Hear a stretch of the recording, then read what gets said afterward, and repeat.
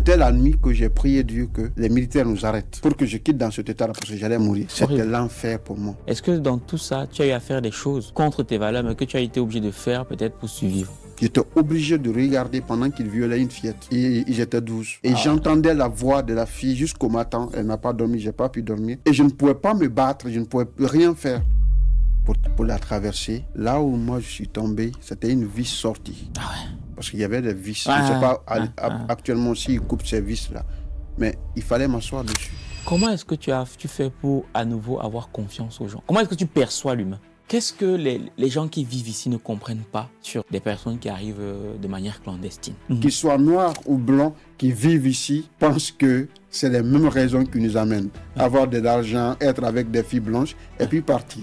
Est-ce qu'il y a une différence dans la perception, dans la manière de traiter des SDF noirs par rapport à SDF blancs ou arabes? Je n'en veux pas aux frères maghrébins et autres, mais quand ils viennent pour faire du bien, le plus... Plume d'élite, le programme des éditions Argent Livre qui transforme votre rêve en réalité. En 28 jours, nous vous accompagnons pour écrire votre livre, puis nous assurons l'édition et la communication. Rejoignez-nous et partagez votre histoire avec le monde. Rendez-vous sur argentlivre.com. Des fois même, donne ton argent qui ne sache pas que c'est toi, tu tournes le dos, tu continues. N'attends pas qu'il fasse ses bénédictions et autres là. Parce que là, tu ne l'as pas vendu, tu ne t'es pas aussi montré à tout le monde. Donc tout est dans l'intention. Elle dit, le jour que tu fais ça devant moi, je vais te maudire. Ah oui. Elle dit, ne sois pas un vantard qui fait du bien. Ah ok, ouais. C'est comme si, elle prend un exemple, elle dit, c'est comme si il y a un oncle qui prend le sac du riz devant tout le monde en plein, et puis là, viens voir ton papa, tout le monde est assis, ses femmes sont assises, il dépose le sac du riz, après il part. C'est bien ce qu'il a fait, mais il a vendu son frère. Ouais, c'est vrai. Ouais. Parce que qu'est-ce que les enfants l'avont pensé plus tard. Appelle-le en t'a dit, en coulisses, tu dis, j'ai un sac du riz là-bas, va chercher. Il part, il vient, il cherche, lui-même il rentre avec. Quelle fierté! Vous avez fait du bien, mais vous avez aussi augmenté sa crédibilité aussi devant sa famille. Ça fait encore plusieurs biens à la fois. Mais ne soyez pas un donneur vantard. Ne le faites pas. Il dit, il y a des biens, la façon de faire peut gâcher. Donnez du riz, donnez de quoi manger à quelqu'un qui est sans abri, qui est dans cet état-là. Le fait de penser que oui, les gens vont me voir, oui, je suis solidaire avec les Noirs, ou bien des sans-papiers, des sans-abri, ça fait partie. Le bien, mais glisser encore du mal dedans. Parce que, prenez un exemple. Oui. Vous donnez chaque fois de l'argent à un monsieur ici. Il est assis là. Vous donnez chaque fois de l'argent à lui. Vous passez. Vous donnez chaque fois de l'argent à lui. Vous passez. Un jour, si vous faites du mal, par exemple, involontairement, ou bien quelqu'un de ta famille, ou bien ton épouse, ou bien ton enfant fait du mal à ce monsieur, il aura du mal à parler. Ouais, ça. Il ne sera pas à l'aise, il sera mal à l'aise. Mais s'il ne te connaît pas, je prends un exemple sur moi. Un jour, il y a un muezzin, chaque fois moi, j'achetais du coq, j'envoyais. Vers 6 heures comme ça, je ne parlais pas. Je mettais devant sa porte. J'ai dit, ne m'oubliez pas dans vos prières. Je faisais ça chaque fois, des fois de l'argent. Et un jour, on est arrêté dans le même safa, dans la même rangée. J'étais à côté de lui. Je l'ai piétiné sans me rendre compte. Il m'a dit, impoli, mais qu'est-ce que tu as dans la tête, quoi? Mais, plus tard, quand je voyageais maintenant, il a compris que c'était moi. Il a dit, pourtant, j'étais insulté. J'ai dit, mais c'était bien. Parce que tu as dit ce que tu pensais. Si tu avais su que ce que je faisais chaque fois, biaisé, là, tu ne m'aurais pas dit. Tu allais retenir ça en toi, dis non, c'est pas grave, c'est pas grave. Ok, je vois ce que tu veux dire. Ça ne t'a pas empêché de dire ta colère, voilà. Mais si tu ressentais oui, c'est le jeune là qui me fait ceci. Si je te fais du mal, c'est-à-dire mon bien là allait me protéger. C'est pas ça. Donc, mon bien allait être sali par ce que je fais, et c'est pas bon. Mais tu m'as dit, tu m'as insulté, et j'ai compris que j'ai fait des bêtises en te piétinant, et c'était bien. Donc, ça dépend. Je dis bien, ça dépend de l'intention, de la manière de faire. Moi, je pense que tout ce qu'on fait dans la vie, il faut vraiment observer quelque chose là, que cette personne à qui tu donnes là, il faut toujours mettre en tête qu'elle a une dignité. Ouais. Et c'est à toi qui lui donnes, il faut respecter cette dignité-là. Et en faisant cela, ça fait du bien avec un degré encore plus exponentiel. En effet. Et est-ce que toi, de la perception que tu as, est-ce qu'il y a une différence dans la perception, dans la manière de traiter des SDF noirs par rapport à SDF blancs ou arabes? Est-ce que tu trouves qu'il y avait une manière de vous traiter qui était différente? Oui, très différent. Ah oui? Je n'en veux pas aux frères maghrébins et autres, mais quand ils viennent pour faire du bien, ou bien pour donner un cadeau à quelqu'un ici, vous êtes assis, le plus, ils tendent toujours envers ceux qui... oui. Et je suis musulman, mais ça me fait mal de fois aussi que quand certains frères viennent et ils trouvent un SDF avec sa canette de bière et autres là, ils veulent faire du bien, ils tournent le dos vers lui, ils vont aller donner à celui-là. Chacun a son histoire. Pourquoi il boit, pourquoi il fume. Si tu veux faire du bien, tu ne dois pas faire un tamis. C'est-à-dire essayer de faire passer au mail tous ceux qui sont bien habillés, ou bien tous ceux qui parlent telle langue, tous ceux qui sont de telle d'origine, ou bien qui ont la peau noire, ou bien aller vers là. Non. C'est comme certains frères aussi, par exemple, moi, parce que je parle la langue chouchou, je parle le poulard. Un jour, je suis assis avec un jeune poulard, on est en train de parler, et lui, il vient directement, il vient nous donner. Il dit, ah oui, les autres là, ce sont les Ivoiriens, je préfère donner à mon frère, à mes frères. Et ce qu'on avait, on pouvait partager à 4 ou 5. Mais il est venu nous donner tout ça. Et on n'avait pas un frigo pour mettre ça quelque part. Tout.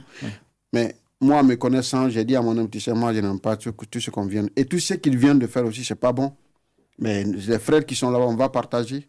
Quand il est parti, on a partagé avec les autres frères. Cette idéologie-là, cette pensée, il n'y a pas que les Blancs... Honnêtement, il faut le dire, il n'y a que souvent les Blancs, certains Blancs, qui viennent, qui ne font pas de distinction. Noirs, Blancs, quoi, Arabes, qui boivent de l'alcool, ils n'en ont rien à foutre. Ils viennent, ils donnent vraiment. Il y en a qui travaillent aussi pour les ONG, ils font le boulot, même si eux ne sont pas en accord avec ce qu'ils font. Parce qu'il y en a aussi qui font le boulot parce qu'on les paye pour ça. Attention, que ce soit blanc, noir ou autre, il y en a qui font du bien. Ce n'est pas vraiment la personne, mais c'est le boulot qui les conduit dans ça. Moi, j'en ai senti, j'ai rencontré des gens. On vient, on parle, on s'assoit, tout, on nous écoute, on partage le café. J'ai compris après que c'était son boulot. Parce qu'après, là-bas, je l'ai vu dans la rue, je l'ai salué, il ne m'a pas répondu. Je suis pressé, attention, sorry, je n'ai pas le temps. On peut se voir là-bas. C'était le boulot, c'était le professionnalisme. Sourire comme ça, faire rigoler avec. C'était son boulot et la personne est payée pour ça. Ça fait mal. On ne travaille pas avec les robots. On ne travaille pas avec les inhumains. On ne travaille pas avec des choses. Mais c'est pourquoi je dis, quand on est dans cet état-là, on est sodifié de foi, quoi. C'est comme si vous avez une chose devant vous, quoi. Et il faut faire comme on veut. C'est dangereux. Ouais. Et du coup, pour toi, comme ça, on fera une définitivement, comment tu sors de là, du statut de SDF à une personne qui s'intègre dans la société? Qu'est-ce qui s'est passé? Exactement, j'ai eu la chance de rencontrer... mais ça me fait rire parce que l'histoire qui s'est passée après, ça m'a donné une autre compréhension de la vie. Moi, j'étais en ce moment, c'était à Forêt, 2 jeunes... Qui étaient dans une association dans le CAC, 2 jeunes comédiens flamands. Quand on parle de flamands en Belgique, on sait que c'est l'extrême droite voilà, qui ne sont pas du tout. Mais ces jeunes-là, ils m'ont, via aussi une ASBL du nom de Globaroma, que j'ai connu ces jeunes-là, ils m'ont pris, ils m'ont hébergé chez eux. Mais ce qui m'a fait rire, c'est 2 jeunes homos. C'est-à-dire 2 hommes qui se sont mariés. Oui, bien sûr. Et moi, je vis ce jeu, je ne comprenais pas. Et en quittant avec toutes les informations que j'avais, musulmans, directs, tout, vivre ces personnes-là, parce que, j'ose le dire, j'étais homophobe à 100%, mais vraiment homophobe.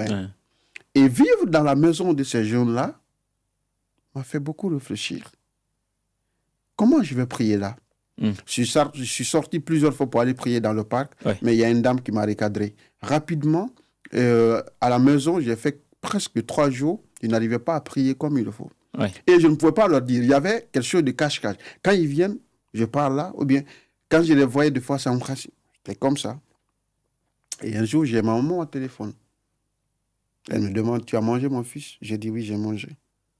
Tu as prié? J'ai dit, ça fait 3 jours, j'ai presque pas prié. Elle dit, tu n'es même pas d'abord rentré en Europe. Tu es devenu comme ça. Quelle qu'en soit la durée d'un beau amour, elle m'a dit, c'est dans notre langue, ne va jamais être un caïman. Reste ce que tu es. Pourquoi tu es comme ça? J'ai dit, non, maman, c'est pas ça. Je l'ai raconté. Je vis dans une maison, il y a 2 jeunes qui sont mariés, c'est des gens. Elle s'est tue pendant quelques minutes. Après, elle a commencé à parler. Elle dit, mon fils, ces gens-là t'ont vu dehors. Est-ce qu'ils ont pensé que tu es noir? Tu es voleur? Tu es africain? Est-ce qu'ils sont intéressés à ton parcours, à ton histoire? Est-ce qu'ils t'ont vu comme une chose, comme un animal? J'ai dit non. Je crois qu'ils ont vu un humain. Parce qu'eux, ils sont des humains. Ils t'ont pris dans la rue, ils t'ont amené chez eux. Ils partagent tout avec toi. Tant qu'ils ne te disent pas de devenir comme eux, de manger la viande du porc, de boire de l'alcool, de fumer de la drogue, pourquoi tu ne penses pas aussi comme eux? Elle m'a raccroché. Je me suis dit dans la tête, je suis interpellé à fouiller, à chercher. Donc, quelque temps après, j'ai appelé des imams, j'ai appelé d'autres personnes. La coexistence pacifique, bien sûr, ça existe. Ils ont leur vie, c'est leur vie à eux. C'est à Dieu de la juger, c'est pas à moi. S'ils ont un jugement, ça ne me regarde pas. Ils m'ont considéré comme humain, je suis humain, ils sont comme des humains, c'est tout. Et finalement, ces 2 jeunes, l'un est devenu comme un frère pour moi. C'est d'ailleurs le parrain de mon premier fils. Et jusqu'à maintenant, on a ce contact-là. Et c'est grâce à eux, j'ai d'abord eu un endroit où il faut écrire, il faut continuer à travailler. Ils m'ont signé le premier contrat parce qu'ils me donnaient chaque fois de l'argent. J'ai dit non, ne m'habituez pas à ça. Donnez-moi du boulot. Et 2018, le 6 juin 2018, j'ai signé mon premier contrat avec eux. Je travaillais comme artiste dans leur spectacle. Or, je n'ai jamais été acteur sur Saint-Myriam. Wow. Mais ils ont fait ça pour que je puisse m'enregistrer à la commune et avoir une domiciliation et commencer ma procédure de demande d'asile. C'est grâce à eux que j'ai commencé, j'ai eu un avocat et l'aventure a continué jusqu'à ce que vers la fin 2018, j'ai eu le titre de séjour. C'est là où ça commence. Et plus tard, j'ai rencontré encore d'autres personnes comme David Michel, Sandra Rako, qui m'ont aidé, qui m'ont accompagné. David, lui, il est là jusqu'à présent. C'est le directeur du Théâtre Royal des Galeries. C'est avec lui que je suis venu à Paris. Il est devenu aussi mon confident, mon meilleur ami. Disons, un deuxième frère que j'ai retrouvé ici. Plus qu'un frère de même sang, quoi. Parce qu'on se partage tout, on se dit tout. Et il y a le respect. Il y a vraiment le respect de chacun.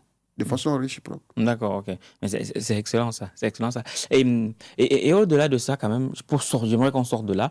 Là, on est vraiment dans une phase où c'est toi qui recevais. Moi, j'aimerais savoir quel est à ce jour de tout ça l'acte que tu as eu à poser pour les gens dont tu es le plus fier aujourd'hui. C'est quoi? Je n'aime pas rentrer dans ça parce que j'ai fait plein. D'abord, le couple en question, ils avaient beaucoup de clichés pour les musulmans.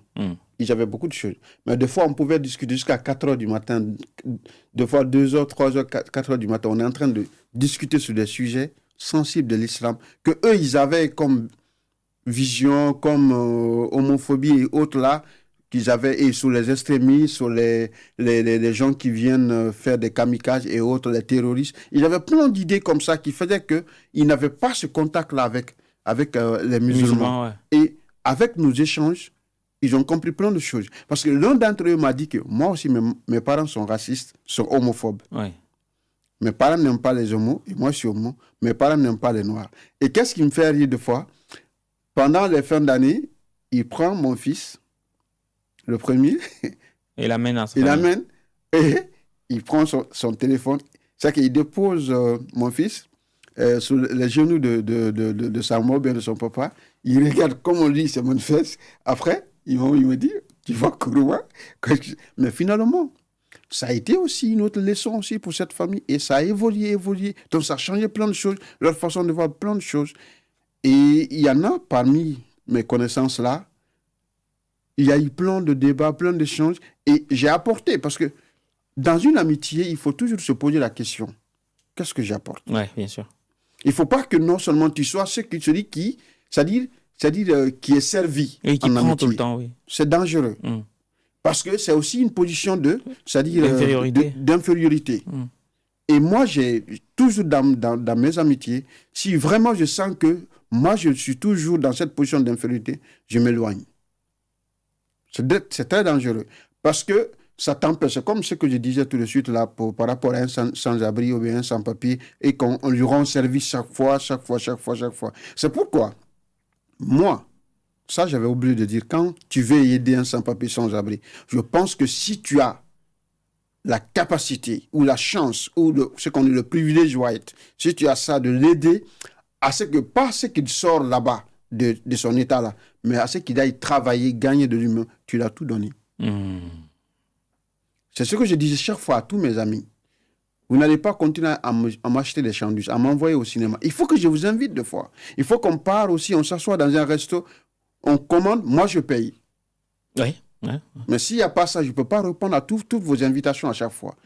Ça ne me plaît pas. Et c'est comme ça, il y a des amis avec lesquels je me suis éloigné. Il y en a, par contre, on a gardé le bon contact. Par exemple, avec David, il mange tout ce que je prépare, il a confiance avec ça que c'est comme ça, c'est réciproque. Ouais. Il faut une réciprocité dans l'amitié, même dans la fraternité. Oui, je suis d'accord. C'est très important. Oui, tout à fait. Et au-delà de tout ça, aujourd'hui, avec un parcours aussi riche que celui-là, tu as très souvent été confronté à la mort. Et après, tu es SDF. Ensuite, tu trouves une situation régulière. Tu as ta vie de famille. OK. Comment est-ce que tu fais pour à nouveau avoir confiance aux gens? Comment est-ce que tu perçois l'humain? D'abord, je me dis qu'on n'est pas égaux. Moi, souvent, je pense à la parole de ma maman que, mon fils, si tu veux juger les humains, il faut regarder ta main. Les doigts ne sont pas égaux. Elle nous disait souvent, faites comme ça. Quand tu commences à parler de tête, elle dit, mon fils, regarde-moi, fais comme ça. Tu fais comme ça. Et elle dit, est-ce qu'ils sont égaux? Elle dit, essaye de faire en sorte qu'ils soient égaux. Tu fais comme ça, elle dit, voilà. Tu ne peux pas tordre quelqu'un qu'il soit comme toi ou bien qu'il soit au même niveau que toi. Il ne faut pas juger tout le monde. J'ai connu des gens, mais vraiment affreux. Des gens qui ont des idées, mais vraiment bizarres. J'ai connu des gens, c'est tout à fait le contraire. J'ai connu des vrais malhonnêtes. J'ai connu des gens qui sont là, vraiment, c'est des idées, mais complètement tarées. Mais si tu juges comme ça, j'ai été trahi, dessus, j'ai été malmené. Les gens se sont permis d'utiliser mon nom. Ces gens se sont permis de m'utiliser comme ils veulent. J'ai vu tout ça. Mais est-ce que je dois dire que, comme on le dit chez nous, il ne faut pas frapper tout le monde avec le même bâton? On n'est pas égaux. Et attention de faire confiance aveugle aux gens. Attention de ne pas faire confiance aveugle aux gens. Ah ouais. Donc, oui, c'est ça. Parce que si, toi qui es devant moi, quand je dis attention de ne pas faire confiance aveugle et de faire... Parce que toute chose, il ne faut pas le faire dans la précipitation. Je te connais aujourd'hui, je te porte confiance, je déverse tout, je te dis tout aujourd'hui. Attention. Je t'ai connu aujourd'hui. On s'est vraiment connu, on s'est courtoyé, on se connaît très bien. Je connais, tu as des valeurs, tu respectes certaines choses. Pourquoi alors ne pas avoir confiance en toi? Tu vois, l'un des deux. Mais il ne faut pas une précipitation, il faut prendre du temps, il faut analyser, il faut savoir un certain nombre de choses avant de t'embarquer. C'est pourquoi je parle des deux. Okay. Et c'est très important. Ah non, c'est clair. Et la mort, comment tu perçois la mort désormais? La mort, c'est comme toute fin, mais moi, ce qui est plus grave dans la mort, c'est qu'on ne sait plus maintenant se défendre. Se défendre quand on ne vit plus.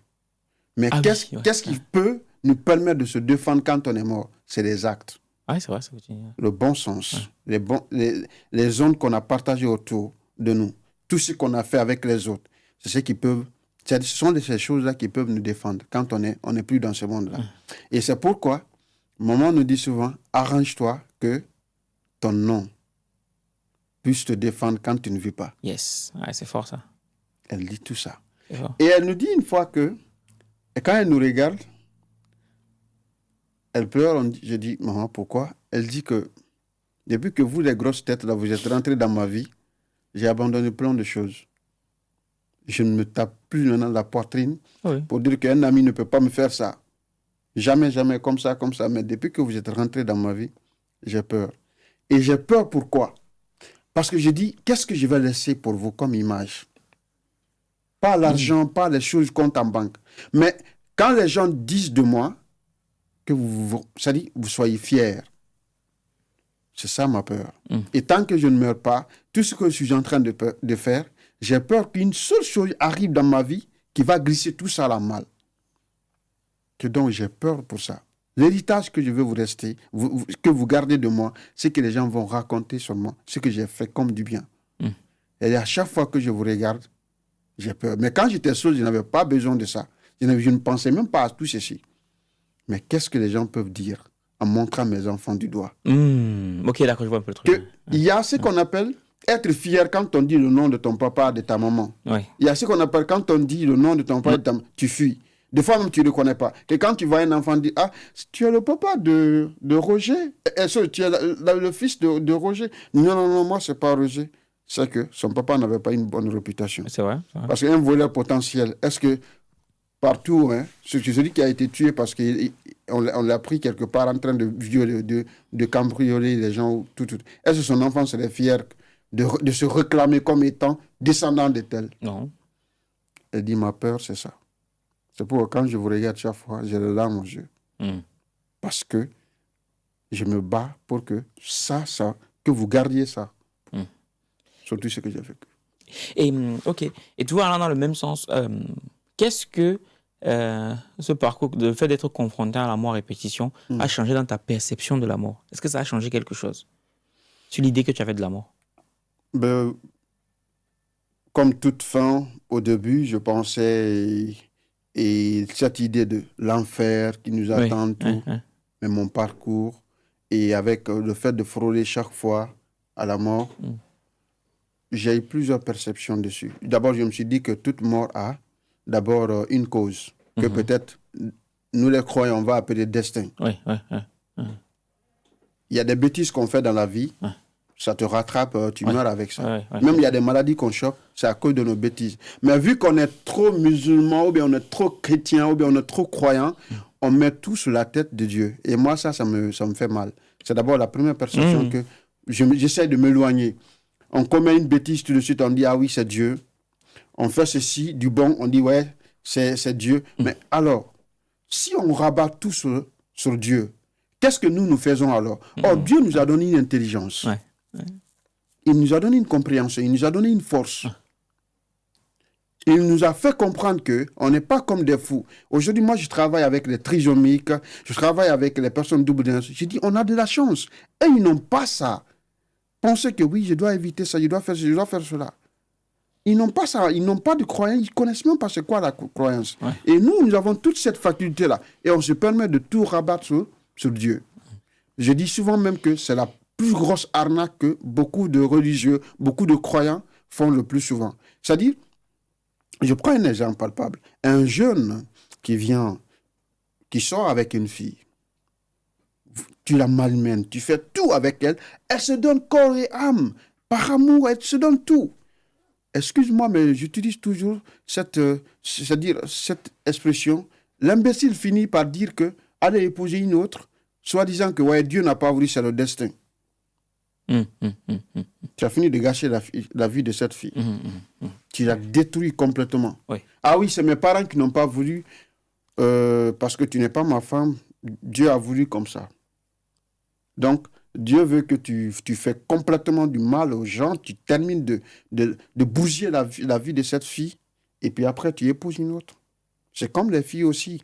Après avoir mangé, bouffé l'homme, malmené, se servir de cet homme-là, mais à plusieurs reprises, tu finis encore par aller épouser une autre personne qui est riche, qui est vastement riche, et qui te permet à chaque fois de dire « Dieu n'a pas voulu, Dieu n'a pas voulu ».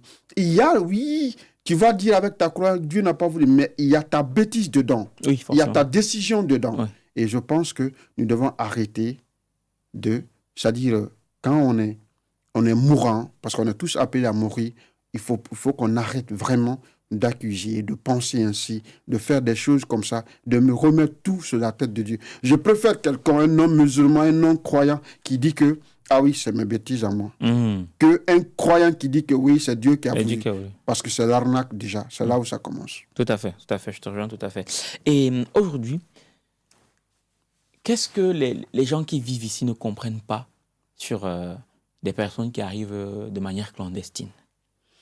Qu'est-ce qu'ils ne comprennent pas? Que ce soit noir ou blanc, ceux qui sont là. D'abord, la première des choses est qu'ils ont un mauvais cliché. Parce que c'est le cliché aussi qui font venir beaucoup de gens aussi de l'autre côté. Parce qu'il faut parler dans les deux cadres. Je prends ceux de l'Afrique. Quand j'écrivais ce livre-là, la chose qui m'a inspiré, quand j'étais un jour en face d'une émission télé, il y avait une dame qui disait « Ah oui, ils prennent des bateaux facilement. Ils viennent encombrer notre pays, ils profitent de la belle vie, ils prennent le travail de nos enfants. Ce sont les drogueurs, les fumeurs. Ce sont des arnaqueurs. Et quand ils sont nombreux dans un quartier, et ça salit partout, et ils envoient leur culture de merde et tout ce. Ok. Et je causais souvent avec les frères en Afrique. Ah oui, frère, là-bas, ça va, on te voit maintenant, tu es devant les buildings, dans les trams, dans les métros. Ah wow, man. Les frères qui pensent que c'est Eldorado. Quand on vient, il y a un sac c'est-à-dire rempli de trésors. Vous mettez la main dedans, vous faites la poche. Ils ne savent pas, oui, 1 euro, ça coûte là-bas chez moi, par exemple, 10 000 francs guinéens, oui, 100 euros, ça fait 1 million. Mais comment on gagne ça? Il faut combien d'heures pour gagner ça? Et quel est le système européen? Tu travailles dans ce système européen, tu gagnes beaucoup, mais pourquoi, en fin de compte, tu n'as rien? Les factures, la maison et autres. Si toi, tu payes, par exemple, un appartement ici à 1000 euros, ça fait 10 millions en Guinée. Comme si c'est le ministre qui logeait dedans là-bas, une maison. Donc, toi, mais est-ce qu'ils se rendent compte comment tu gagnes ça? Comment ça se fait? Comment ça se passe? Et est-ce qu'il ne faut pas oublier que partout, on peut réussir si on a la volonté de travailler? Donc, quand je regarde tout ça, je me suis dit, il faut qu'on écrit.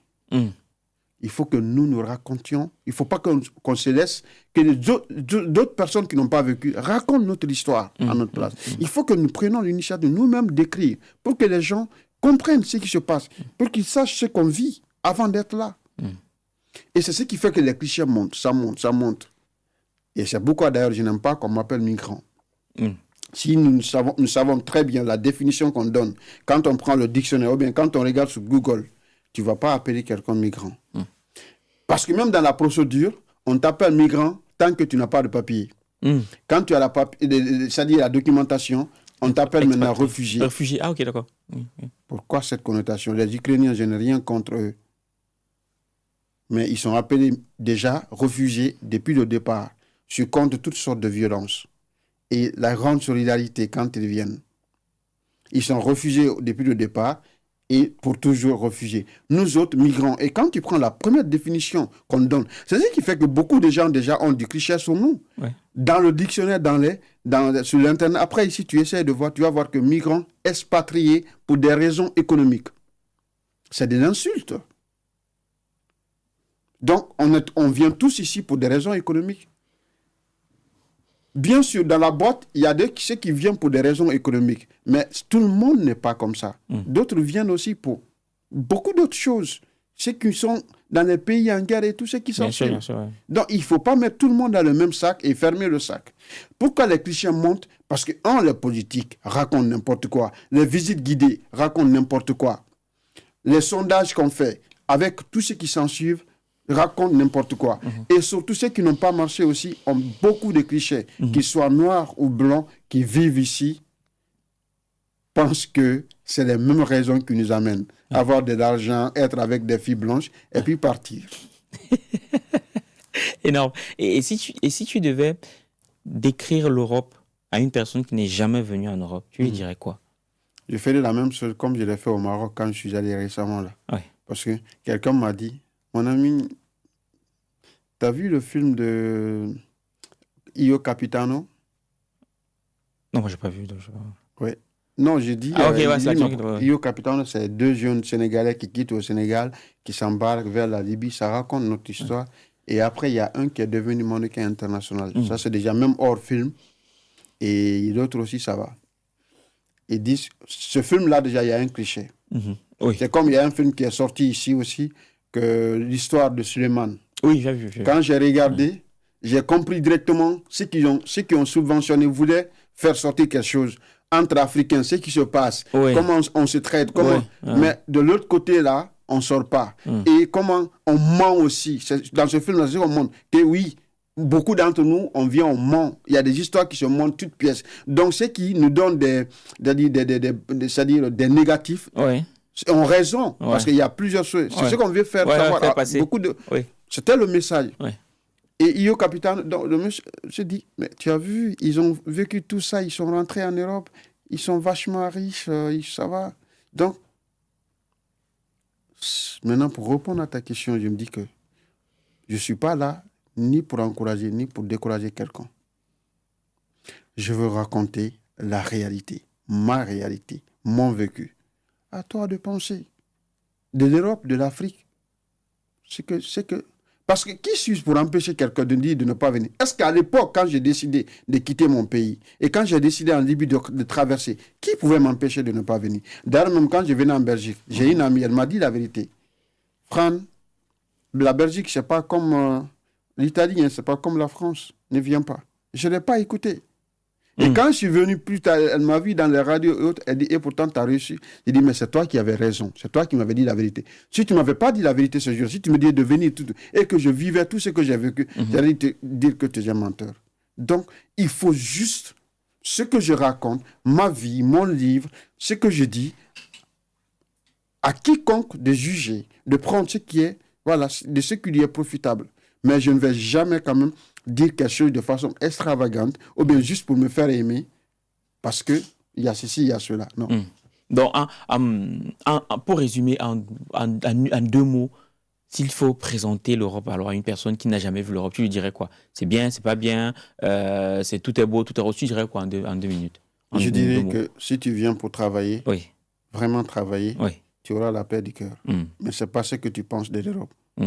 Quand tu es de l'autre côté. Ok. Tout à l'heure, tu as dit un truc, je suis obligé de revenir dessus. Tu dis, on peut réussir n'importe où à partir du moment où on travaille. Voilà. Mais sauf que ceux qui sont en Afrique et entendent ça, ils vont te dire, pourtant, tu as bien pris la route pour venir en Europe. On dit souvent que même quand on est dans le paradis, quand la vie d'une personne est risquée, si son bonheur se trouve dans l'enfer, il va quitter dans le paradis, aller dans l'enfer. On a besoin de ce qu'on appelle, quand on travaille ou bien on fait quoi que ce soit, cette sécurité. Le fait que vraiment, on travaille, on fait ceci, on fait cela, on n'est pas en danger. Même si on est en danger dans ce studio ici, je pense qu'on va fuir pour aller dans notre studio où on ne se retrouve pas en danger. Donc, pour travailler, pour faire... C'est pourquoi je dis, une fois dans un pays, que ce soit en Europe, que ce soit en Afrique, que ce soit en Asie, que ce soit aux États-Unis, on a un devoir que nous devons mettre en tête. Le devoir là, c'est quoi? Être un bon citoyen, travailler s'il le faut, se battre s'il le faut. Oui, ne pas travailler, se battre parce qu'on veut montrer aux gens. Non. Pourquoi montrer tout ça? On montre à sa personne. Ou bien peut-être si on a une famille, ses enfants, oui, parce qu'il ne faut pas continuer à dire aux enfants, fais ceci, fais cela, fais cela. Moi, j'ai toujours détesté des parents comme ça. Sois un bon exemple. La première éducation des enfants, c'est toi d'abord. Oui, c'est vrai. La personne même d'abord. Donc, et la bonne éducation, c'est quoi? C'est montrer des bels exemples aux enfants, à ta famille, à ton épouse, en parlant, en faisant certaines choses. Moi, par exemple, mon fils, je fais 1 semaine dans la maison, je ne travaille pas. Il va dire à l'école, papa ne fout rien. Il est tout le temps à la maison. Je ne sais pas pourquoi il est malade ou bien il a quelque chose. Des fois, même quand je dis trop à la maison, il dit, papa, tu es malade? Parce qu'on ne me voit jamais presque, mes enfants. Je suis tellement rare, très rare. Donc, ça, c'est déjà une éducation que je leur donne comme ça. Donc, c'est bien de vivre du social, mais attention, il ne faut pas que ça soit aussi quelque chose qu'on ne peut pas s'en passer. Oui, c'est vrai, je suis tout à fait d'accord. Parce que beaucoup de gens oublient. Je sais que c'est pourquoi je ris souvent quand je vois certains musulmans radical, arrêté, tout. Mais par contre, ils vivent du social. Or, le social, c'est le sacrifice des autres. C'est vrai. Ouais. C'est ce que les autres donnent qu'on donne. Ouais. Et si toi, tu passes toute ta vie Ah, à adorer Dieu, que sur base de ce don-là, tu refuses de travailler. Je connais même quelqu'un, on a travaillé ensemble. C'est-à-dire, l'article 60, c'est quoi? On te fait travailler pendant 2 ans, ceux qui ont plus de 40 ans, et puis après, tu rentres au chômage. Donc, il fait juste ce travail. Comme on l'a dit, ça fait trop longtemps que tu ne travailles pas. Mais il prie, il fait ceci, il fait cela. C'est comme je sors avec un frère dans la mosquée qui part, qui vole le train pour rentrer chez lui le vendredi. Pourquoi alors venir à la mosquée, tu ne sais pas que tu n'as pas le ticket? Pourquoi tu ne restes pas chez toi alors? Tu sors d'un lieu sans, tu voles le train pour rentrer chez toi. Ça, je ne comprends pas. Ouais. Je ne comprends pas. Ouais. Si tu n'as pas les moyens, reste à la maison, fais tes prières là-bas. Donc, je suis vraiment contre un certain nombre de choses. Je ne dis pas que je suis 500, hein. Attention. Ouais. Mais il y a des choses quand même, j'évite. Ouais. Et justement, tu parles, tu n'es pas sain, bon, on le sait tous, il y a des choses que tu évites. Est-ce que, je vois que tu es quelqu'un de très fier, est-ce que dans tout ça, tu as eu à faire des choses contre tes valeurs, mais que tu as été obligé de faire peut-être pour survivre? Plume d'élite, le programme des éditions Argent Livre qui transforme votre rêve en réalité. En 28 jours, nous vous accompagnons pour écrire votre livre, puis nous assurons l'édition et la communication. Rejoignez-nous et partagez votre histoire avec le monde. Rendez-vous sur argentlivre.com. À plusieurs reprises. Oui. Quoi, par exemple? On m'a forcé de fumer de la cigarette. Ah ouais. En Libye. J'étais ligoté et tout. On m'a forcé de fumer la cigarette. Juste pour que je puisse... On me détache. On m'a dit, soit tu fumes la cigarette, on te détache, ou bien soit on te laisse comme ça. Ah ouais. J'allais perdre j'allais casser tous mes côtes. Ah oui. Et parce que c'était les étapes. Fumer de la cigarette, après boire de l'alcool après, pour te faire trop souder. Et comme ça, on te tend le téléphone, tu appelles le mudir pour envoyer de l'argent. Ah. Et tout ce qu'eux, ils vont te dire en ce moment, tu vas accepter. Ah, ok, d'accord. Et c'était des étapes. Aujourd'hui, tu fais tout ça là, il y a l'âne à côté encore, on te dit de baiser l'âne obligatoirement. Non. Donc, c'était vraiment des étapes. Ou bien soit, on prend des filles, on dit, faut obligatoire, ils vont prendre les caméras pour vous filmer. Donc, c'était vraiment des étapes. Mais moi, heureusement pour moi, la première étape déjà, j'ai piqué une crise. Parce qu'on me donnait des cigarettes 2, 3. Ah oui. Et il fallait tout fumer, l'arme comme ça, là, il fallait fumer. Et finalement, vu que je n'avais jamais fumé dans ma vie, j'ai piqué une crise. Et je me suis levé que très tard, que quand ils ont fini toutes les négociations, dans la voiture, dans les mains de mon ami Barry qui est en Allemagne. Donc, j'avais tellement fumé. Bon, lui, il avait l'habitude. Hein. Lui, quand on lui a donné, il a fumé. Il dit, man, j'ai même demandé après qu'ils avaient hashish, je l'ai dit. Envoyé. Ils ont dit que, ah oui, toi, tu es un ancien junkie. Comme ça, lui, ils l'ont mis à côté. Parce qu'ils ont dit que la tortue, là, ça ne va pas marcher sur toi. Donc, il attendait pour d'autres choses. Mais finalement, notre mudir, parce que c'est un cousin, quand il a appris que je suis dans cet état-là et que j'ai commencé à fumer, j'ai piqué une crise, apparemment qu'il a envoyé l'argent. Parce que lui, il vivait en Libye là-bas, il m'a aidé. Parce qu'il savait que si je promets que je vais payer, je vais payer. Ah, okay. Donc, il nous a fait sortir là.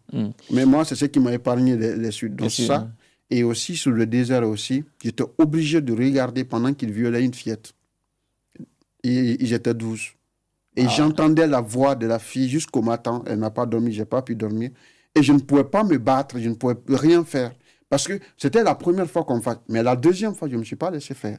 Parce que là, il voulait violer, prendre des films sur une femme enceinte. Et là, je ne me suis pas laissé. Parce que là, je me suis révolté. Et ça, c'est grâce à un jeune Ivoirien. Je le dis souvent, je ne suis pas le héros de l'histoire. C'était le jeune Ivoirien qui m'a donné aussi. La force quand je le voyais squelettique, très mince, mais quand il parlait à haute voix, et puis les gars venaient avec les fusils, il s'arrêtait devant, il a même pris un bois pour lui écraser la tête. J'ai dit là, il faut aider ce jeune-là. On va mourir ensemble. Et là, grâce à cette intervention, la fille a été libérée. Donc, ça, c'était vraiment... Et le jour aussi qu'on nous a embarqués dans le premier... dans la première pirogue, pour la traverser, là où moi je suis tombé, c'était une vis sortie. Parce qu'il y avait des vis. Je ne sais pas actuellement aussi, ils coupent ces vis-là. Mais il fallait m'asseoir dessus. Donc, j'ai plié l'habit, j'ai mis dessus. Mais au fur et à mesure qu'on partait, ça rentrait. Oui, forcément. Et pour vivre, franchement, c'était l'enfer pour moi. Ouais. Mais il fallait continuer à vivre. Il fallait vraiment te forcer. Et c'était la nuit que j'ai prié Dieu que les militaires nous arrêtent. Ah oui. Pour que je quitte dans cet état-là, parce que j'allais mourir. Et vraiment pour survivre, que mes amis me pardonnent, parce que si j'apprenne, parce que moi j'étais parmi eux, j'étais en train de prier Dieu que les militaires nous attrapent comme ça. Et on nous a attrapés. Ah ouais. Et finalement, voilà, j'ai été sauvé sur cette vis-là. Sinon, j'allais vraiment mourir. Wow. Et donc, pour mes amis, j'ai été traître. Parce que s'ils entendent ce que je suis en train de dire, parce que eux, ils disaient qu'il faut qu'on aille. Quoi qu'il arrive, il faut qu'on aille. Moi, je disais, Dieu, si tu m'entends maintenant, il faut qu'on nous arrête. Et peu de temps après, j'ai vu, c'est pourquoi ma croyance reste ma croyance, parce que j'ai vécu des choses, j'ai vu des résultats après. Quoi qu'il arrive, j'ai ma perception religieuse. Mais cela ne fait pas que je sois, voilà, je déteste ceux qui ne sont pas où le sont, mais j'ai ma propre perception et je respecte cela. Au fond de moi, je garde Dieu et partout, je suis. Est-ce que tu penses que Dieu t'a souvent aidé dans ces moments-là? Oui. Il y a eu plusieurs cas comme ça où j'ai vraiment senti sa présence. Ah oui? Plusieurs, j'ai vraiment senti qu'il y a quand même une suprématie. Oui. Voilà. À quel moment, par exemple?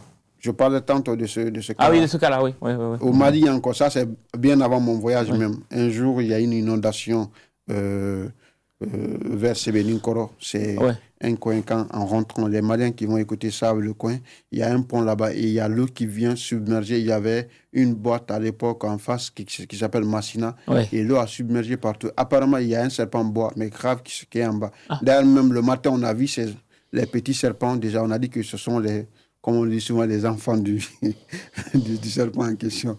Donc, moi, notamment, vu qu'il y a eu une inondation, les fils électriques sont tombés dans l'eau. Et moi, j'avais mes bagages dans le petit cabaret qui est à côté. Et quand je suis venu, il y a un fossé aussi. Quand je suis venu, j'ai dit, Dieu, si tu guides, c'est le bon moment. Je me suis plongé directement dans l'eau là pour aller chercher mes... Mais je t'assure, quand j'étais dans l'eau, il y a quelque chose qui est venu passer à côté, qui s'est glissé contre mon pied. Jusqu'à présent, je ne sais pas, je ne connais pas la nature de mais c'était vraiment quelque chose qui était grand. Mais vraiment. Et surtout, quand je pense la journée, là où j'ai traversé les fossés, même pas cette chose-là qui est venue se frotter à moi, mais le coin que j'ai traversé pour aller chercher mes affaires, franchement, je dis que j'ai eu de la chance. Et cette chance-là, en tant que croyant, je pense que ça vient de Dieu. Ok. Bon, c'est toujours c'est important que tu puisses le préciser avec toute la transparence qu'il faut. Et aujourd'hui, tu m'as l'air plutôt bien intégré à la société, je vais dire, belge, européenne. Tu m'as l'air plutôt bien intégré, bien dans ta peau, bien dans tes baskets. Tu es resté debout, fier, digne et tout. C'est pas toujours le cas de beaucoup d'autres frères qui arrivent, que ce soit dans la même situation que toi ou pas. Et selon toi, qu'est-ce qui empêche nos frères de réussir leur intégration une fois arrivés ici? D'abord, attention, le mot bien intégré. Bien, je vous dis, il n'y a pas meilleur endroit pour vivre quand ça va bien ce soir. Oui. Je dis bien, quand ça va bien ce soir, il n'y a pas meilleur endroit. Ça, déjà, il faut que nous... Quoi qu'il arrive, on me rappelle souvent. Je le sens. Et même dans les contrôles policiers, d'abord, des fois, quand on vient, on signale quelqu'un, un noir, je me suis fait contrôler comme ça parce que j'étais mal habillé, juste parce que j'étais là et il y avait celui qui était coupable était assis de l'autre côté parce que lui, il était bien habillé.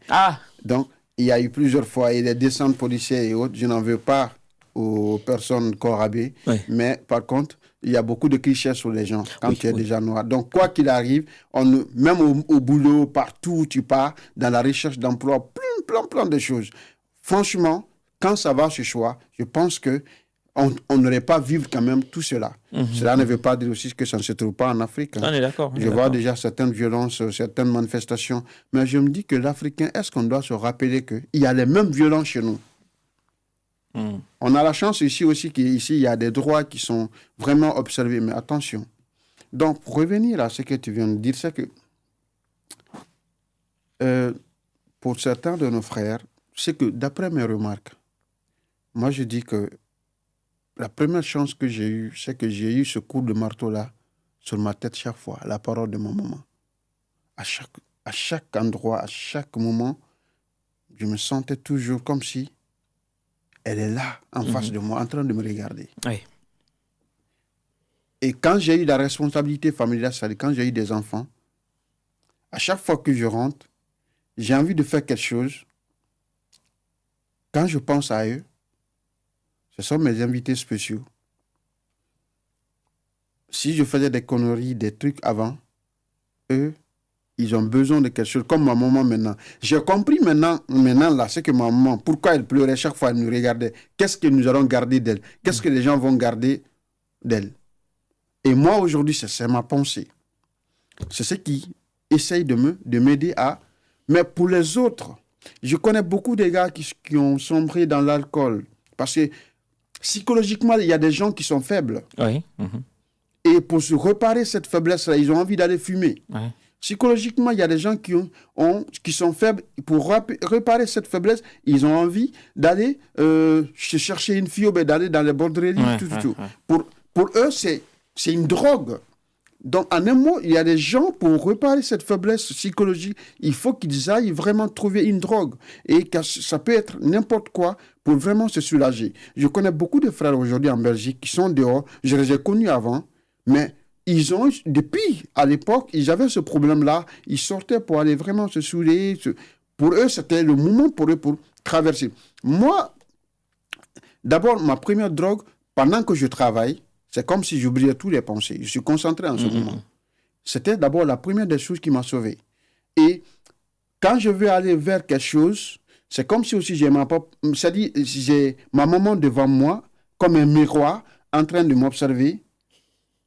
Parce qu'elle dit souvent que mon fils qui va trahir, qui va malmener, qui va mentir à une fille, ce fils-là, c'est pas mon fils, c'est un bâtard. Si j'avais su à son enfance qu'il allait être comme ça, j'allais le jeter dans la poubelle.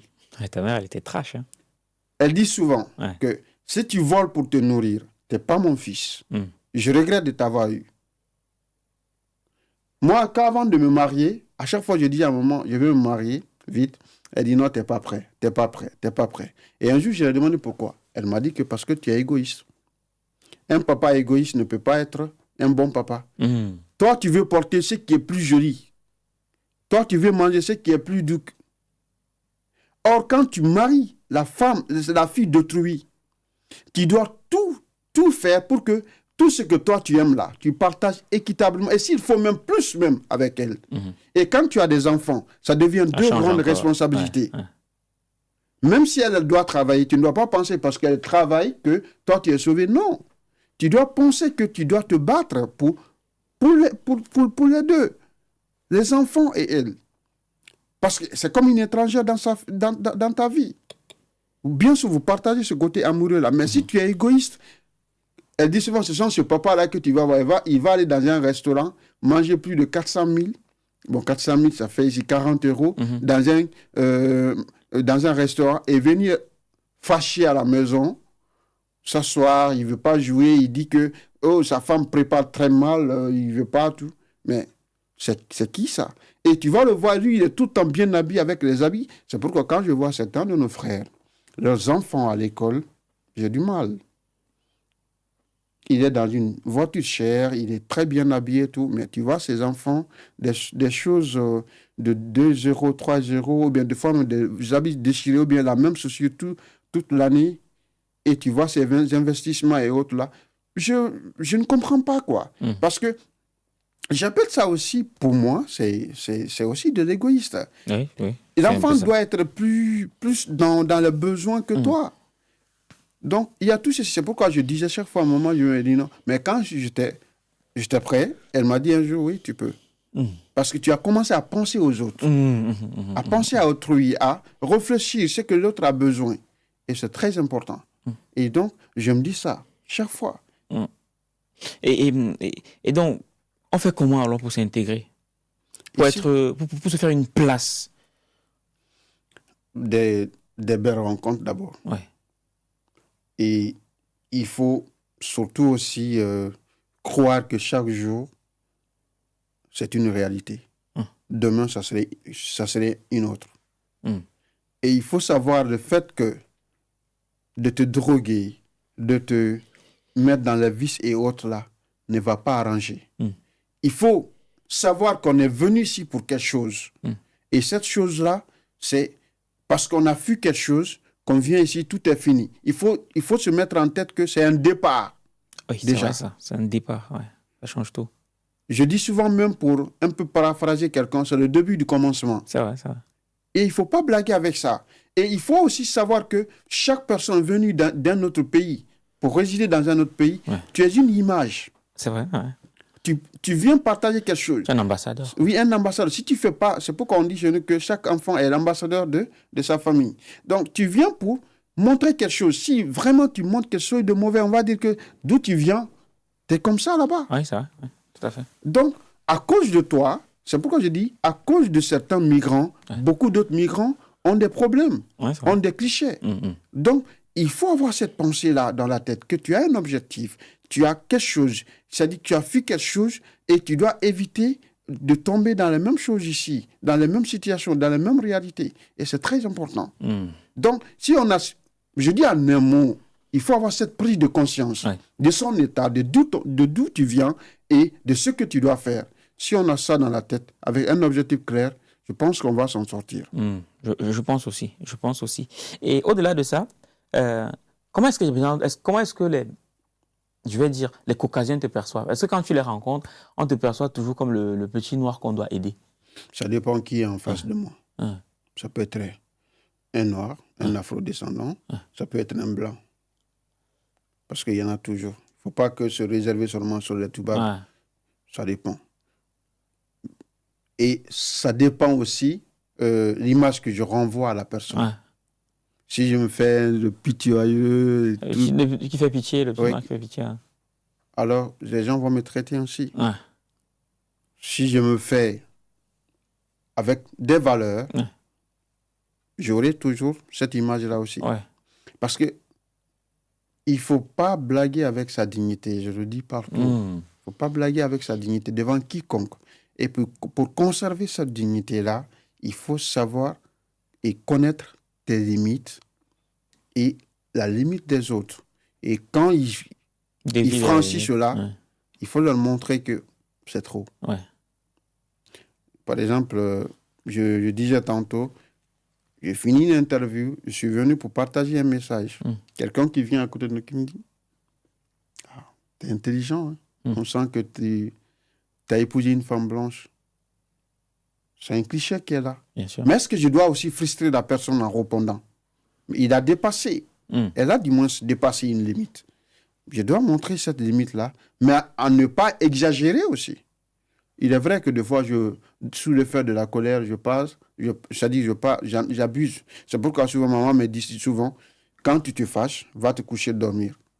Oui, c'est vrai. Je raconte une histoire, vite fait, si vous permettez. Oui, bien sûr. Bien sûr. Un jour, je suis invité par un groupe en Belgique, un groupe de femmes très âgées. Et c'était la première fois, j'étais très heureux parce qu'elles ont presque l'âge de mon maman. J'ai dit, ah ouais, cette fois-ci, je serai comme un bébé gâté quand je viens. Et le jour J, je viens. Elles étaient en nombre de 40. Elles m'ont fait asseoir sur une table. Elles m'ont envoyé de l'eau à boire. Et puis, elles ont commencé à parler. Pendant plus de 40 minutes. Elles m'ont comparé à tout. Mais vraiment. Moi, cette fois, je suis un peu cru. C'était quoi? C'était des typés européens ou des africaines? C'était des Européens. Il n'y avait vraiment pas du tout... les Ukrainiens. Ce qui m'a choqué, ça, j'ai voulu intervenir, mais je me suis dit. Ah oui, les Ukrainiens, parce qu'il y avait une Ukrainienne qui est venue depuis son enfance ici, mais les Ukrainiens, ils viennent chez nous, ils ont des comptes en banque, ils ont des belles voitures, ils ont la même valeur, ils sont de même couleur de peau, ils ont les mêmes respects, les mêmes éducations. Et ils viennent, c'est de la valeur, c'est de la valeur. Une valeur ajoutée pour nos pays. Oui, ils viennent ajouter quelque chose de positif. Mais, M. Kourouma, on ne dit pas ça pour vous. Hein, mais certains de vos frères qui viennent, nous savons tous. Qui viennent prendre. Nos filles se font violer. C'est des vendeurs de drogue. Et même vous, M. Kourouma, depuis que vous êtes là, vous êtes heureux, non? Vous gagnez beaucoup d'argent. Vous envoyez beaucoup d'argent à vos parents. mais avec beaucoup d'autres clichés. Mon attaché de presse qui était avec moi, la médiatrice qui était avec moi, a voulu intervenir. Elle a dit de me... Elle a insulté. J'ai dit non, pardon. Je n'avais aucune chance si j'entamais un débat. Ouais. Pendant 40 minutes déjà, moi-même, j'étais comme ça. Assommé. Après, j'ai dit merci beaucoup, c'est gentil de votre part. Mais je pense qu'il y a des routes, il y a des routes à... Il y a beaucoup à faire. Et du coup, j'ai dit oui, il y a beaucoup à faire. J'ai dit, je vous remercie beaucoup. Je suis allé à la maison, j'étais fâché. Je pouvais vraiment le recadrer par les mains. Si je parlais sous l'effet de la colère là-bas, j'allais rien donner. Moi, dans leur vie déjà, je ne sais pas ce qu'elles ont traversé jusqu'à cet âge-là. Ouais. Je ne voulais pas vraiment laisser une tache noire là-bas dans leur vie pour aller chez moi. Je suis rentré, je me suis couché. Je me suis réveillé après. Et mes enfants sont venus monter sur papa. Mais moi, dans ma tête, je pensais à ces dames-là. Je me suis dit qu'il y a encore beaucoup de route à faire. Parce que je ne pensais pas qu'il y a des dames comme ça, là, à leur âge, qui pensent ainsi. Oui. Mais j'étais sous l'effet de la colère. C'est pourquoi il faut toujours éviter, quand on est vraiment en excès de colère, c'est-à-dire de dire n'importe quoi. Parce que ça peut même te rattraper la personne. Donc, ça m'est souvent arrivé. Heureusement aussi que maman nous a beaucoup habitués à cela. Quand on est fâché entre frères, on commence à dire, va dormir. Va dormir. Je ne dis pas que tout le monde doit faire cela, mais il faut éviter d'ouvrir la bouche quand on est sous l'effet de la colère. Oui, je suis d'accord avec toi. Souvent, j'ai entendu dire, tu me diras si c'est vrai de la perception que tu as, souvent j'ai entendu dire que les Européens aiment bien les Noirs qui font pitié. Est-ce que c'est vrai de la perception que tu as? Parce que tu es très médiatisé, et ça se dit dans les bas-fonds que il est autant médiatisé parce que...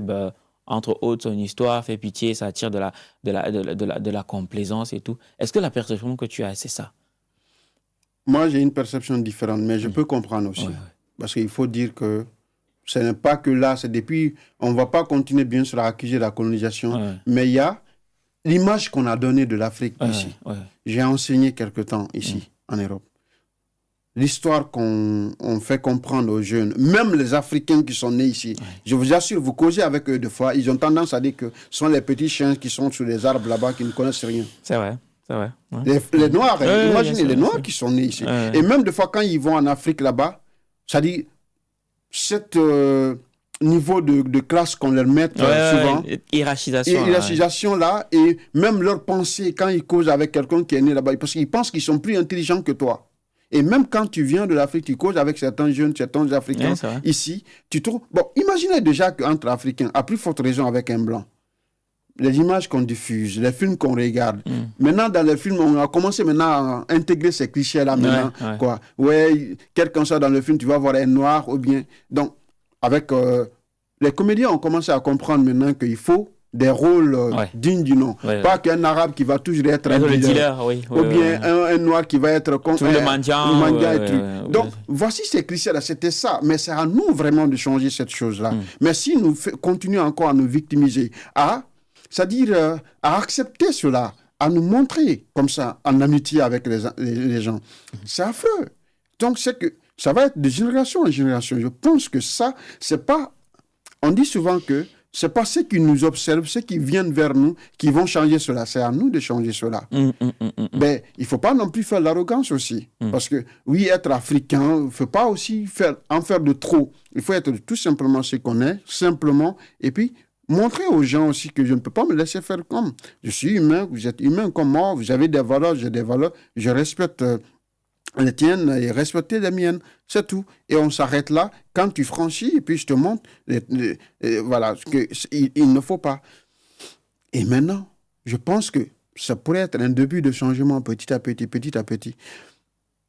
Mais il faut comprendre, c'est très compliqué. Parce que moi, je me vois toujours dans certains endroits avec certaines personnes comme ce petit Noir qui a besoin.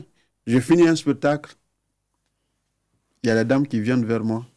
Monsieur Koroma, on vous a écouté. Ça fait beaucoup pitié. Vous avez besoin de quelque chose? Et des fois, Sandra Racco, une fille très gentille. Ouais. Elle est d'origine italienne, Ouais. super gentille. Elle a du mal. Après avoir raconté pendant 1h30 toute mon histoire, le bord des scènes, toutes les questions, des gens encore se permettent encore venir me demander comme ça. Elle a du mal. Des fois, elle me pince. Elle a envie de... Je dis non. En fait, j'ai dit, madame, c'est gentil de votre part. Mais si vous avez écouté ici tout ce que j'ai dit, essayez de partager autour de vous. Vous m'aurez rendu un grand service. C'est tout ce dont j'ai besoin. Ah, vous n'avez pas besoin des habits pour vos enfants. J'ai dit, c'est gentil, madame. C'est gentil. Mais il y en a d'autres frères. Peut-être que vous pouvez leur chercher du travail. Parce qu'on sait quand même que ça, il ne faut pas se cacher derrière le voile pour dire que non, on va... Je vous le dis, mon frère, hein, des fois, le privilège, qu'on veuille ou pas, ça va marcher. Ça peut être même en Afrique aussi. Tu as un frère ou un tonton qui est qui est dans la politique, qui est ministre et autres.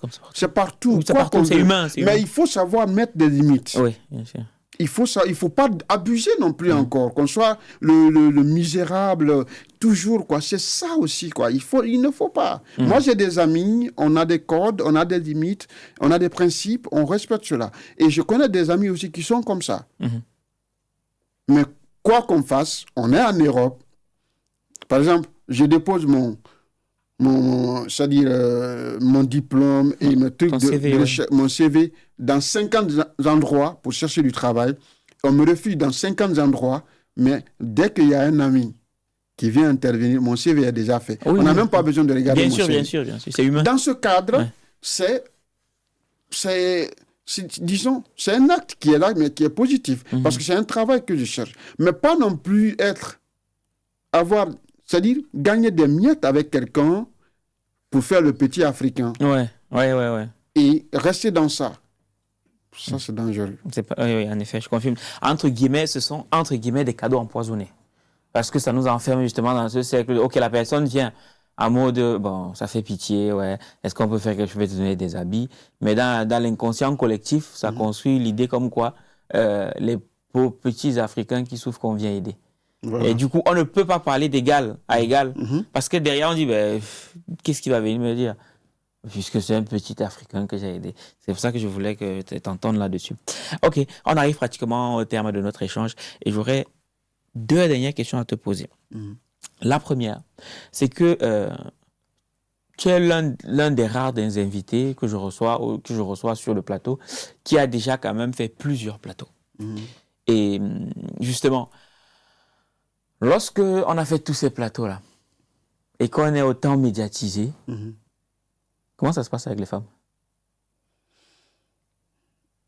Ouais, c'est qu'on a une certaine notoriété, une certaine visibilité. Si c'est qu'il y a ce qu'on appelle, on est beaucoup attirant à cause de ces images-là. Et certains même, disons, on devient un symbole de quelque chose devant les gens qui viennent vers tout. Mais c'est très dangereux aussi. Parce que on dit souvent, il ne faut pas se courber à tous les privilèges. Plus on a on a une certaine célébrité, plus on se met dans beaucoup de... C'est-à-dire, on ouvre beaucoup de sources aussi de problèmes. Oui, c'est vrai. Envers les gens, partout où on passe. Et moi, personnellement, il y en a qui me traitent d'arrogant. Et ils ont raison, hein, parce que je ne me permets pas à tout, c'est-à-dire, c'est-à-dire, passez-moi votre numéro, on t'appelle, tu ne réponds pas, mais c'est quoi, t'es qui, machin. Ah oui, on t'invite dans cet endroit, tu ne viens pas. Oui, c'est vrai, vous avez raison. Mais c'est que je ne veux pas d'invitation empoisonnée. Je ne veux pas me mettre dans un milieu, je suis un homme. Je ne veux pas me mettre aller dans un endroit où je serais, c'est-à-dire, ça serait mal vu plus tard. Ou bien soit, je prends un exemple, je sais que je ne suis pas beau gosse, je ne suis pas celui donc qu'on peut prétendre physiquement. Mais à cause de cette notoriété ou bien de ce que je partage, tout, si les gens m'aiment pour ça, je dois aussi conserver ça positivement. Mais je ne dois pas non plus suivre des copines par-ci, par-là. Heureusement, depuis que je me suis marié, jamais accepté de partager quelque chose avec une autre femme. Parce que je me dis que cette valeur-là, si je veux, honnêtement, je le dis, si je veux me marier, je suis musulman, je le ferai. Logiquement, c'est-à-dire devant tout le monde, ça se voit. Mais aller encore, parce que j'ai la notoriété, je profite de ça pour suivre les filles par-ci, par-là, pour gâcher aussi la vie de ces filles-là et autres. Or, maman me dit que toutes les personnes qu'on rencontre, il y a toujours des partages positifs comme des partages négatifs. En effet, oui. Il y en a, hommes ou femmes, qui peuvent venir dans ta vie. Une fois que vous partagez quelque chose, t'es foutu pour toujours. Oui, c'est vrai. Il y en a, quand ils rentrent dans ta vie, hommes ou femmes, ça ne fait que monter. Oui, c'est vrai. Très, très Et donc, et si tu as la malchance alors de tomber sur une personne alors, qui va gâcher ta vie. Oui, c'est grave. Hein. Terrible. Si tu en as une déjà, ok. Reste ainsi avec. Continue.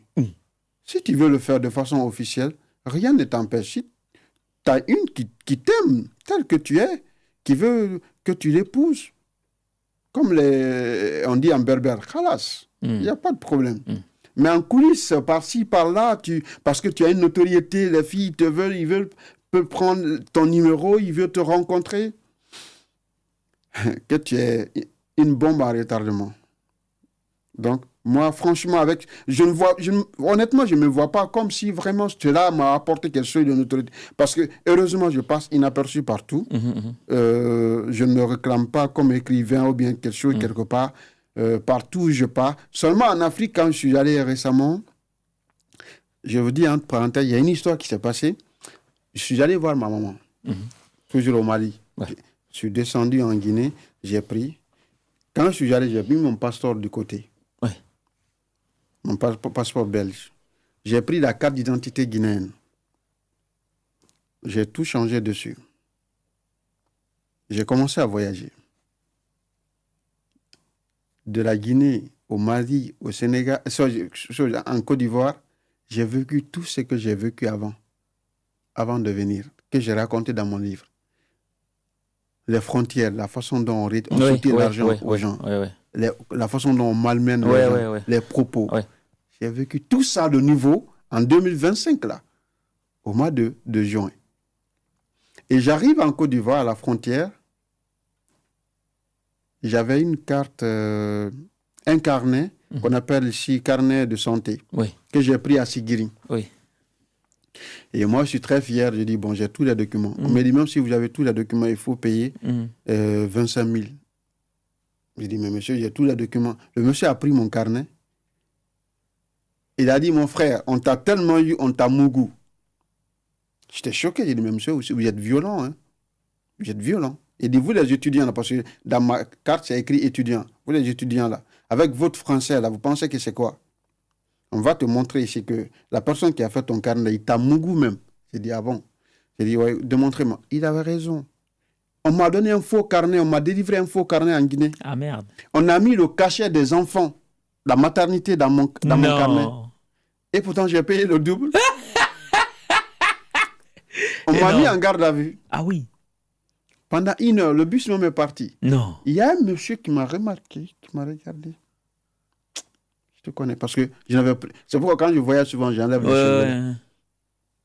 Kourouma, je te connais. Lui, il m'avait vu seulement sur Guillaume. Il m'a vu encore avec Diawara, un groupe de jeunes qui m'ont invité aussi ici à Paris. Mais là-bas, je n'avais pas les cheveux. Donc c'est comme ça, il a vu mon nom, Fran. Il dit, ça ne serait pas toi, Fran Kourouma, en Belgique? Il dit, non, c'est pas moi. Il dit, c'est toi, je sais. Il m'a dit, mais vous voyez, c'est vous? Ça m'a surpris. Un Korabé qui vient me vous. Il dit, mais c'est vous? J'ai dit, non, c'est pas moi. J'ai dit, Moi, je n'ai jamais été en Europe. D'ailleurs, même, je suis à Siguiri, je travaille là-bas dans la mine. Il dit, mon frère, quand on regarde ta main, là, on sait. Parce que comme je suis mal habillé. Oui, mais les mains, ça ne ment pas. Et c'est comme ça, j'ai été dans plusieurs entreprises. Il y en a des gens qui m'ont invité. Je viens, le gardien me recale, il dit, tu ne rentres pas. Après, le chef, il se rend compte, c'était moi, frère. Il dit, mais pourquoi tu ne l'as pas laissé? Il dit, mais il était dégueulasse, je ne peux pas lui laisser. Vous voyez ce cliché-là déjà en Afrique. Il y a eu plein comme ça, là. Même quand j'ai été au Mali, encore avec M. Watt, ça a été la même chose. Donc, bref, le monsieur m'a dit, c'est toi. Il a fait sortir la vidéo, il dit, c'est toi. J'ai dit, non, c'est pas moi. Peut-être on se ressemble. Il est parti dire aux gens, là, il dit, lui, c'est un journaliste. Si vous ne le laissez pas là. Il dit, c'est qu'il est en train de vivre ici, là. Il va tout raconter là-bas. Ils sont venus, ils ont payé un motard. Ils m'ont dit pour rattraper, ils m'ont remboursé l'argent. Après, ils m'ont dit, il ne faut pas raconter. Énorme. Donc, tu vois, mais ça, quand même j'ai bon, tout fait pour ne pas qu'on me reconnaisse, mais il m'a reconnu. Ça, quand même du bon. Il est sûr, certain, c'est moi. Il dit que c'est moi. Il est parti, c'est passé qu'il a raconté aux gens. Après, ils sont venus, mon frère, excusez-moi. Il faut partir. Voilà. Toi, il dit, il faut partir. Et non, ça sert quand même. Ok, je prends note de ça.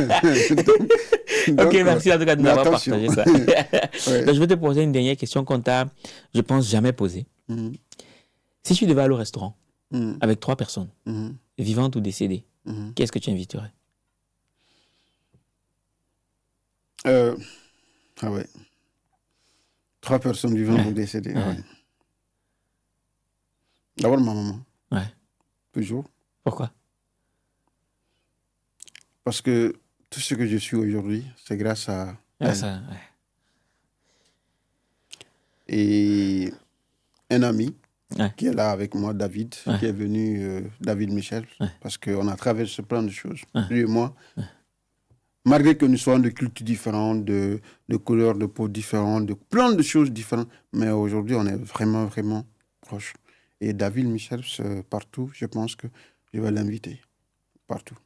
Et de vivant encore, il y a Gumessi, Moussa Gumessi, il est en Allemagne, un ami que je respecte beaucoup, qui m'a beaucoup accompagné depuis qu'on était à l'université jusqu'à maintenant. Sa fidélité, sa sincérité en matière d'amitié, je ne vais jamais l'oublier, quoi. Et lui, je pense que si je dois aller de vivant, c'est des personnes comme ça. Mais si tu me demandes trop, c'est mon épouse. Parce que souvent, il y a quelque chose que mon papa m'a dit que le plus con des hommes, c'est celui qui aime beaucoup parler. Il faut parler de la beauté des autres, mais il ne faut pas exagérer non plus, surtout quand tu as une femme. Il dit que lui, sa plus grande princesse, sa plus grande mise au monde, c'est sa femme. Il dit pourquoi il va être con pour aller appeler les autres. La femme qui t'a fait Donc, souvent, je dis, elle est tout. Elle est ma spéciale. Donc, voilà. Ok, en tout cas, merci. Je ne sais pas, pour la suite, mais voilà. Ouais, ok, en tout cas, merci beaucoup pour l'échange. Je rappelle que, on ne sait pas, mais Franck, il nous le dira. Mais bon, on lui adresse officiellement son invitation pour le week-end de l'écrivain 2026 à Paris. Ça sera le 9 mai. En tout cas, si vous voulez voir Franck, laissez un message en commentaire et puis on verra s'il accepte ou pas. Mais je pense qu'il va accepter. Je t'ai mis une colle là. C'est un grand plaisir pour moi quand même, c'est gentil. Je vois un peu, mais ça va. Mais écoute, merci beaucoup. Je tiens à rappeler qu'il n'a pas voulu qu'on paye son transport, sachant qu'il vient de Belgique. Il n'a pas voulu qu'on le fasse. Donc, il a voulu venir par ses propres moyens. On va gagner sa liberté et tout. Franchement, respect. Ta caméra, elle est là, Franck. Je te laisse le mot de la fin. Je pense qu'après tout ce qu'on s'est dit, pour tout le monde, tant qu'il y a la vie, il y a de l'espoir. Il ne faut jamais qu'on oublie cela. Voilà. Ceci est une très belle conclusion. Tant qu'il y a la vie, il y a l'espoir. Je ne saurais terminer cet épisode sans remercier la régie. On avait Arthur Yomou et puis Nelly qui était à la régie. Merci beaucoup à Franck d'avoir fait le déplacement. Sachant que ça fait... C'est moi qui vous remercie, hein, surtout la dame qui est avec vous, super gentille.